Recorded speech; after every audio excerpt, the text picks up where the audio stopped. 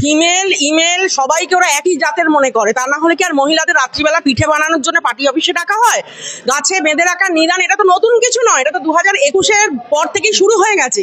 গাছে বেঁধে রাখো, লাইট পোস্টে বেঁধে রাখো। মানুষ যখন তাড়া করবে না, আপনারা শ্রীলঙ্কা দেখেছেন, আপনারা বাংলাদেশ দেখেছেন, দৌড় করিয়ে করিয়ে মেরেছে।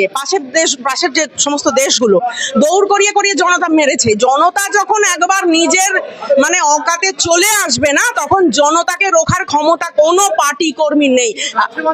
এই ধরনের আবালদের কথার কি বলবো বলুন তো? এই ধরনের যারা আবাল তারাই এই ধরনের কথাবার্তা বলে। উনি তো একজন এমপি, উনি একটা সম্মানীয় এমপি, আমি সম্মান দিয়েই বলছি, যথেষ্ট সম্মান রেখেই বলছি, কিন্তু ওনার মুখের কি ভাষা! এটা তো বস্তির ছেলেরা এরকম বলে। রকে যারা বসে কলার উঁচু করে, লাল চুল কানে দুল, কলার উঁচু, গলায় একটা ফেটটি, মাথায় ফেটটি, তারা এরকম বলে এই করে নেবো, এই দেখে নেবো, ওই করে নেবো, মেরে দেবো, কেটে দেবো। এই কি কথাবার্তা?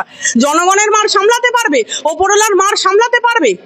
কত মানুষের আজকে মায়েদের কোল খালি হয়ে গেছে, আজকে কত স্বামী হারিয়েছে, তারা বিধবা হয়ে গেছে মহিলা, সেগুলো। আর সারা রাজ্য জুড়ে আজকে মহিলাদের কোনো নিরাপত্তা নেই। সারা রাজ্য জুড়ে আজকে পুরুষদেরও কি নিরাপত্তা আছে?